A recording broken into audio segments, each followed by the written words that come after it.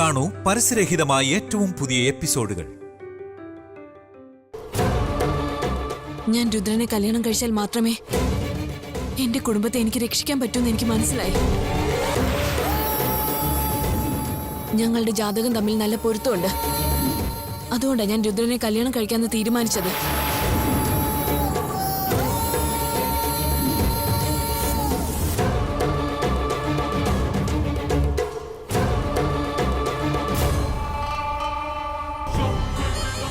ഭവാനിയെ എന്റെ മകനെ കൊണ്ട് കല്യാണം കഴിപ്പിക്കാൻ വേണ്ടി ഇങ്ങേര് നന്നായിട്ട് പ്ലാൻ ചെയ്തിട്ടുണ്ട്. ഭവാനി എനിക്ക് മരുമകളാകാൻ പോവാ. ഭവാനി, ഇയാൾ ഈ പറഞ്ഞതൊക്കെ സത്യമാണെന്ന് എനിക്ക് തോന്നുന്നില്ല. ഞാൻ പറയുന്നത് കേക്ക്. നീ രുദ്രനെ... ഞാൻ രുദ്രനെ മാത്രമേ കല്യാണം കഴിക്കുന്നു പറഞ്ഞ നിങ്ങൾക്ക് മനസ്സിലാവുന്നില്ലേ? ഞാൻ എത്ര തവണ പറയണം?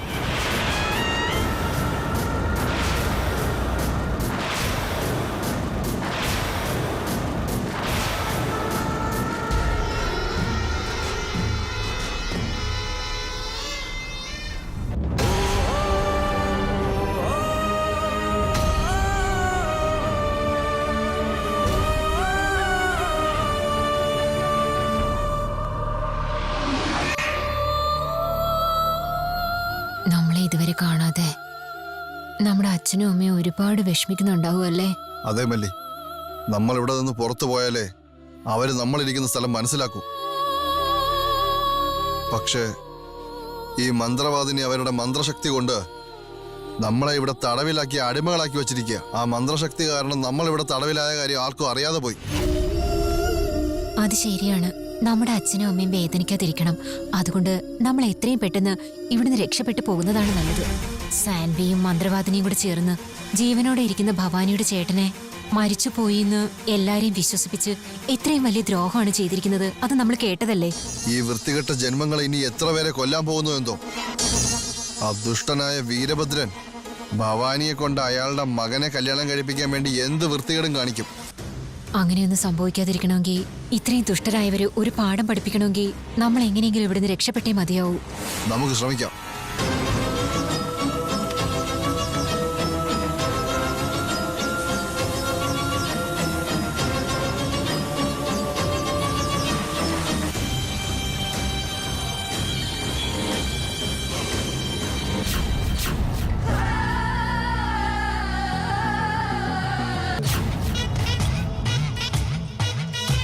നിങ്ങളെ ഞാൻ തടവിൽ വെച്ചിരിക്കുന്നത് കൊണ്ട് എന്നെ കൊല്ലാൻ വേണ്ടി എന്റെ മന്ത്രവലയത്തിൽ നിന്ന് പുറത്തു കടക്കാനാണോ ശ്രമം?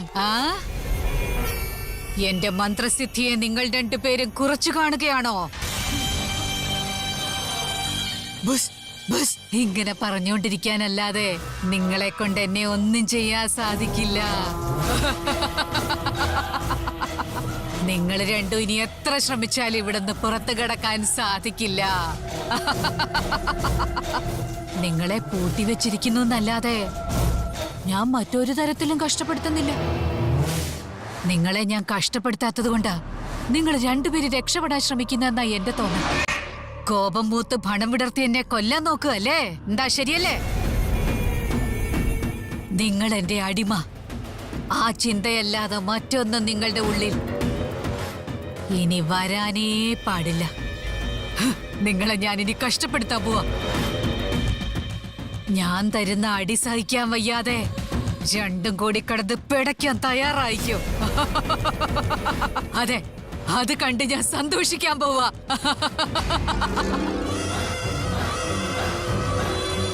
കിച്ച കിച്ച നച്ചകച്ച നച്ചകച്ച.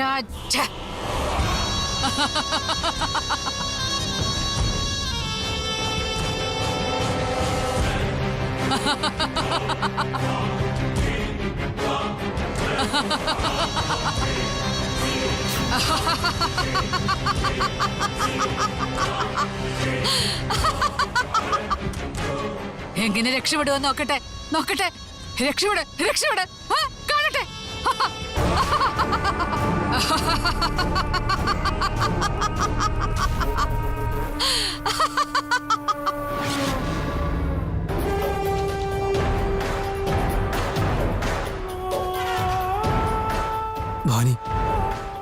പറയുന്നൊക്കെ കേട്ടിട്ട് ഇതിന് പിന്നിൽ എന്തോ പ്രശ്നമുണ്ടെന്ന് തോന്നുന്നതല്ലാതെ വേറൊന്നും എനിക്ക് മനസ്സിലാക്കാൻ പറ്റുന്നില്ല.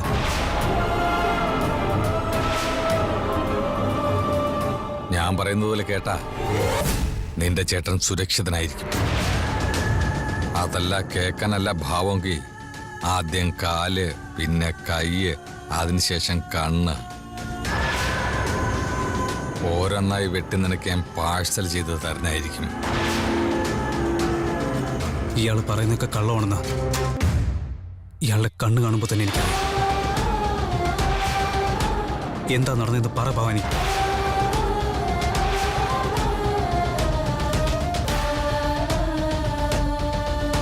പറ ഭവാനി, എന്താ നടന്നത് പറയ് പ്ലീസ്. എന്റെ വീട്ടിൽ മരുമകളായിട്ട് വരുന്ന കൊച്ചിന്റെ കൈ കയറി പിടിക്കുന്നു. കരഞ്ഞ് കാല് പിടിച്ച് എന്റെ കൊച്ചിന്റെ മനസ്സ് മാറ്റാൻ നോക്കുന്ന നീ. ഇതെല്ലാം നിങ്ങൾ കാട്ടിക്കൂട്ടുന്ന നാടകമാണോ എന്ന് എനിക്ക് നല്ല സംശയമുണ്ട്.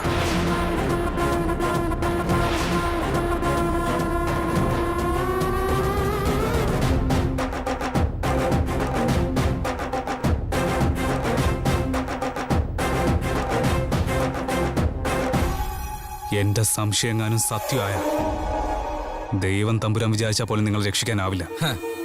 സിനിമാ ഡയലോഗ് ഒന്നും നീ ഇപ്പൊ പറയാൻ നിൽക്കണ്ട. ആദ്യം നീ ഇവിടുന്ന് പുറത്തു പോ, ഇല്ലെങ്കിൽ നിന്നെ ഞാനുണ്ടല്ലോ.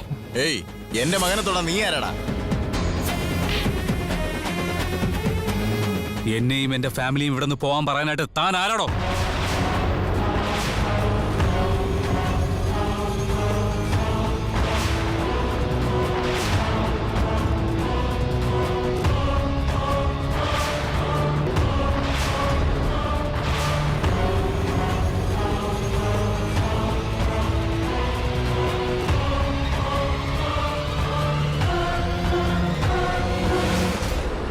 ഒന്ന് നിർത്തൂ.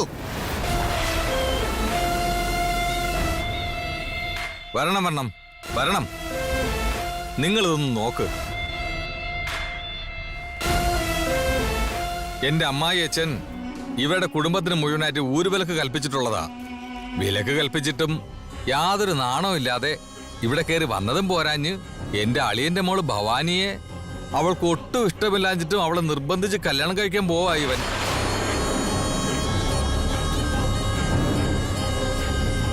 എന്തിനടാ ഇങ്ങനെ അന്യായം കാണിക്കുന്നത് ചോദിച്ചപ്പോ ഇവ എന്നെ അടിക്കാൻ വരികയാണ്. നിങ്ങൾ തന്നെ ചോദിക്ക്. ഡേറുക, നിങ്ങളുടെ മുത്തശ്ശൻ നിങ്ങളുടെ ഒരു വിലക്ക് നാട് കടത്തിയല്ലേ, പിന്നെന്തിനാ തിരിച്ചു വന്നേ?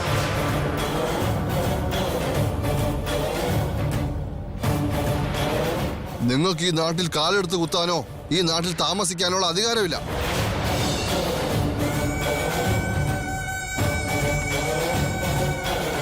മര്യാദക്ക് നിങ്ങൾ ഇവിടുന്ന് പോകുന്നുണ്ടോ ഇല്ലയോ? നോക്ക്, അന്ന് മുത്തശ്ശൻ ശരിക്കും എന്താ സംഭവിച്ചതെന്ന് അറിയാതെയാണ് അങ്ങനെ ഒരു തീരുമാനം എടുത്തത്. നമ്മുടെ ഈ നാഗപുരം ഗ്രാമത്തിൽ ഇന്ന് മുതൽ അല്ല, ഈ നിമിഷം മുതൽ തന്നെ എന്റെ മൂത്ത മകൾ ശകുന്തളയെയും പിന്നെ എന്റെ മൂത്ത മരുമകൻ ശരത്തിനെയും ഈ നാട്ടിൽ നിന്ന് വിലക്ക് കൽപ്പിക്കുകയാണ്.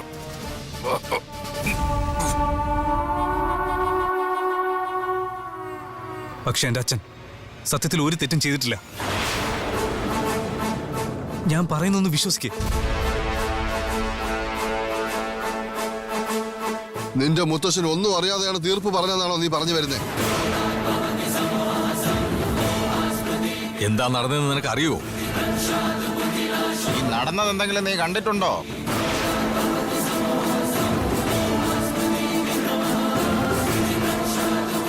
നിന്റെ മുത്തശ്ശൻ പറഞ്ഞ തീർപ്പ് തെറ്റാണെന്ന് പറയാൻ നീ നിന്റെ മുത്തശ്ശനേക്കാൾ വലിയ ആളാണോ? അങ്ങനെ ഞാൻ പറഞ്ഞില്ലല്ലോ. ദയവ് ഇത് ഞാൻ പറയുന്നു കേക്ക്. നീ പറയുന്ന കാര്യങ്ങളൊന്നും ഞങ്ങൾ കേൾക്കേണ്ട കാര്യമില്ല. മര്യാദയ്ക്ക് ഇവിടെ നിന്ന് പോകുന്നുണ്ടോ നീ? ഒരു തെറ്റ് പറ്റിപ്പോയതാണെന്ന് പറഞ്ഞാ നിങ്ങൾക്ക് എന്താ മനസ്സിലാവാത്തെ? എത്ര നേരമായിട്ട് ഒരേ കാര്യം തന്നെ പറയുന്നത്. അയ്യോ, കേട്ടോ കേട്ടോ, ഇവൻ പറയുന്നത് കേട്ടോ. നമ്മുടെ നാട്ടിലെ നിയമങ്ങൾ തെറ്റാണെന്ന് പറഞ്ഞതും പോരാഞ്ഞ് നമ്മളും മണ്ടന്മാരാണെന്നാ ഇവൻ പറയുന്നേ. ആദ്യം അവനെ പിടിച്ച് പുറത്താക്കാണ് വേണ്ടത്. പുറത്താക്കവനെ. മര്യാദയ്ക്ക് സംസാരിച്ചോളണം, ഇല്ലെങ്കിൽ എത്താൻ വിവരം അറിയും. പോടാ ഇവിടെ നിന്ന് ഇറങ്ങി.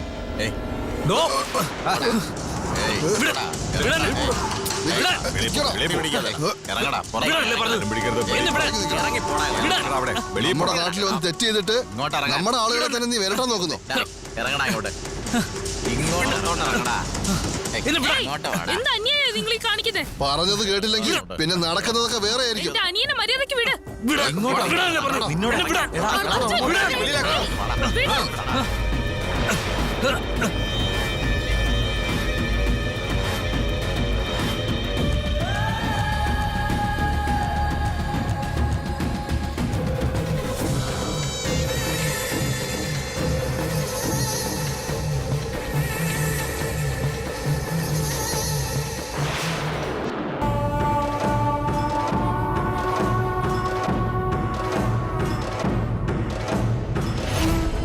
അർജുൻ അർജുൻ അർജുൻ അർജുൻ അവനെ വിട്, അവനെ വിട്.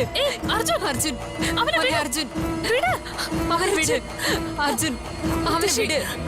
അർജുൻ കാണിക്കുന്ന അവനെ വിട്. അർജുൻ മോനെ അർജുൻ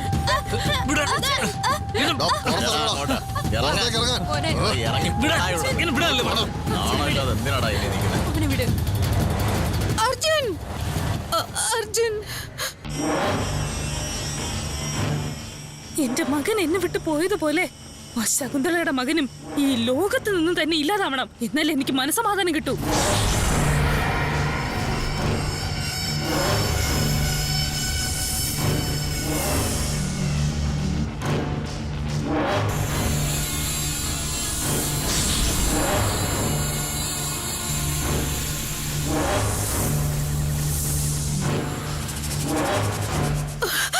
അർജുൻ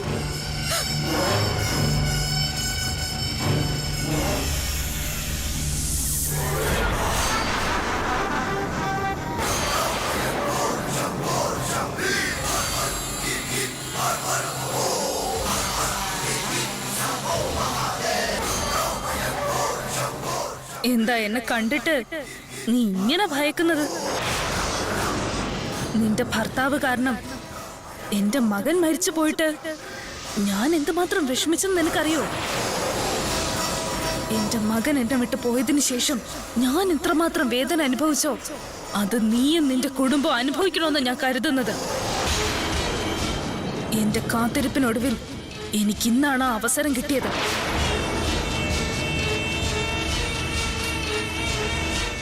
ഇപ്പൊ എന്റെ മകളെയും അവളുടെ ഇണയും കാണാതായിരിക്കുകയാണ്. അവരെ കാണാതായതിനു പിന്നിലും നിങ്ങൾ തന്നെ ആയിരിക്കും. നിങ്ങളുടെ ഭർത്താവും മകനും തന്നെയായിരിക്കും കാരണം. അത് അവൻ അങ്ങനെയുള്ള ആളല്ല.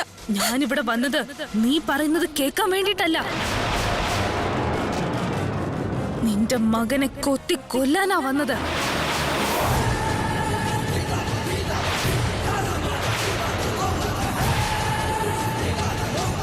നൊന്ത് പ്രസവിക്കുന്ന മകൻ വിട്ടുപോകുമ്പോഴുള്ള വേദന, വിഷമം, അതൊക്കെ എന്താണെന്ന് നീയും അറിഞ്ഞേ പറ്റൂ.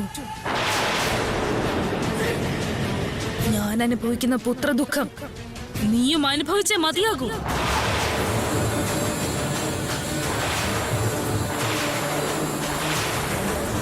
നാഗദേവതയെ കുലദേവതയായി ഞങ്ങൾ ആരാധിച്ചു വരികയാണ്. രക്ഷിക്കേണ്ട നീ തന്നെ ഞങ്ങളെ ശിക്ഷിക്കുമെന്ന് പറയുന്നതിൽ എന്തെങ്കിലും ന്യായമുണ്ടോ? ദേവതകളായാലും ശരി, മനുഷ്യരായാലും ശരി, മാതൃസ്നേഹം ഈ ലോകത്ത് എല്ലാത്തിലും ഒരുപോലെയാണ്. എന്റെ കൺമുന്നിൽ വെച്ച് എന്റെ മകൻ എങ്ങനെയാണോ മരിച്ചത്, അതുപോലെ നിന്റെ കൺമുന്നിൽ വെച്ച് നിന്റെ മകനും മരിക്കാൻ പോവാണ്. വേണ്ട വേണ്ട അമ്മേ, അവനെ ഒന്നും ചെയ്യല്ലേ. വേണ്ട അമ്മേ, വേണ്ട, അവനെ ഒന്നും ചെയ്യല്ലേ. അർജുൻ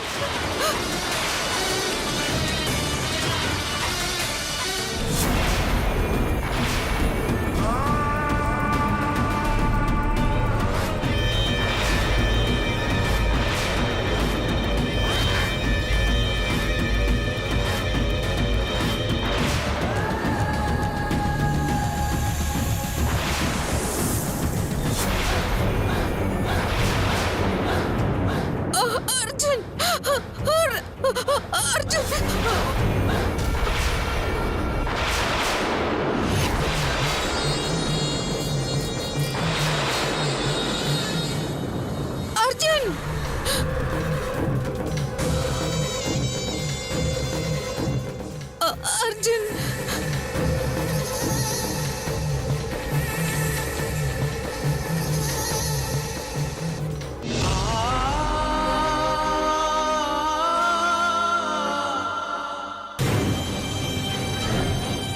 അമ്മേ, അമ്മേ, അമ്മേ. നാഗിനി, നാഗിനി, അമ്മേ, നാഗിനി.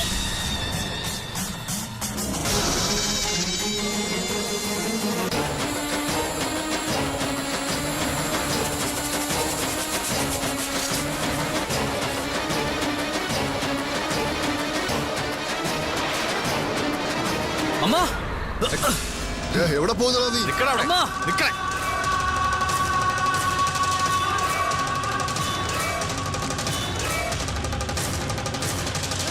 ശകുന്തള, അമ്മ, അമ്മേ, എന്തുപറ്റി അമ്മേ? അമ്മ,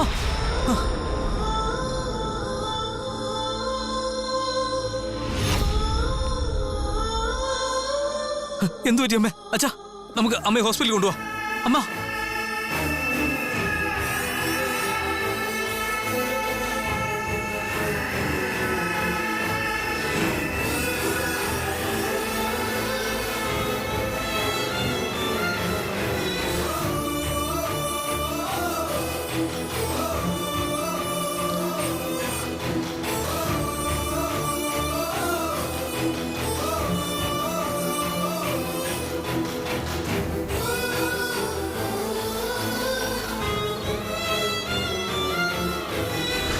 അർജുൻ ചേട്ടൻ പുറത്തു പോയ മുത്തശ്ശനെ കൊന്ന പോലെ എന്നെ അമ്മയും മുത്തശ്ശിയൊക്കെ കൊല്ലൂല്ല ഇവര്.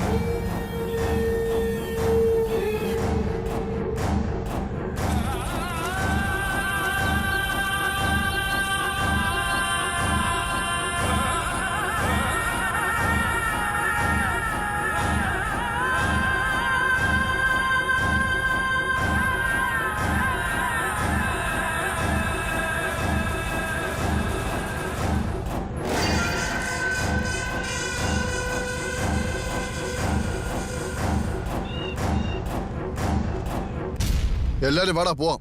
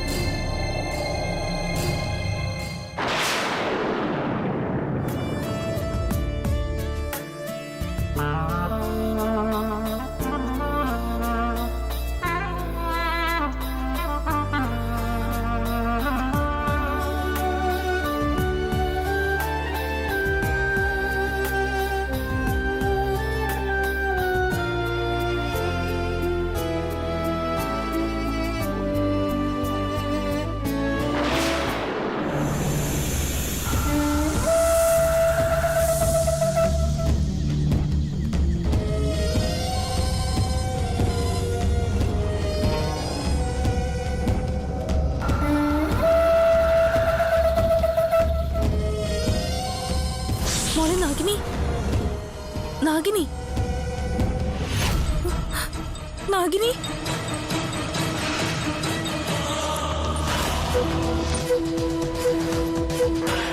എന്താ ഇത്? എന്റെ മകളുടെ ശബ്ദം കേൾക്കുന്നുണ്ടല്ലോ, പക്ഷെ അവളെ കാണുന്നില്ലല്ലോ.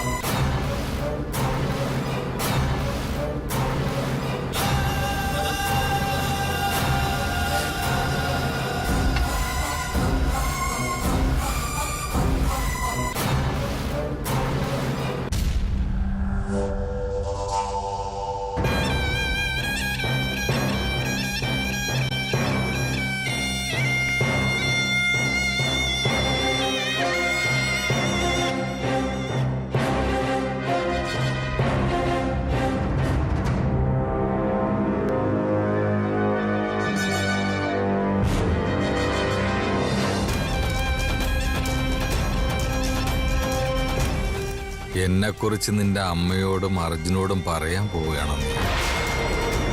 എന്നെക്കുറിച്ചുള്ള സത്യങ്ങൾ പറഞ്ഞാൽ നിന്നെ കൊന്നുകളെന്ന് ഞാൻ പറഞ്ഞിട്ട് നിനക്ക് പേടിയില്ലല്ലടാ. ഞാൻ വിചാരിച്ച ഇപ്പൊ തന്നെ നിന്റെ കഴുത്ത് എരിച്ച് കൊന്നുകളയാൻ കഴിയും എനിക്ക്. പക്ഷെ ഇപ്പൊ നിന്നെ കൊന്നാ നിന്റെ മരണകാരണം കൊണ്ട് എൻ്റെ മോന്റെ കല്യാണം നിന്ന് പോകും. അതുകൊണ്ട് മാത്രമാണ് നീ രക്ഷപ്പെട്ടെ. ആലോചിക്കാതെ എന്തെങ്കിലും ചെയ്യാമെന്ന് വിചാരിച്ച പിന്നെ നിന്റെ മുത്തശ്ശി അമ്മയും കൂടി ഞാൻ ഇല്ലാതാക്കാൻ പറഞ്ഞേക്കാം. മനസ്സിലായണം?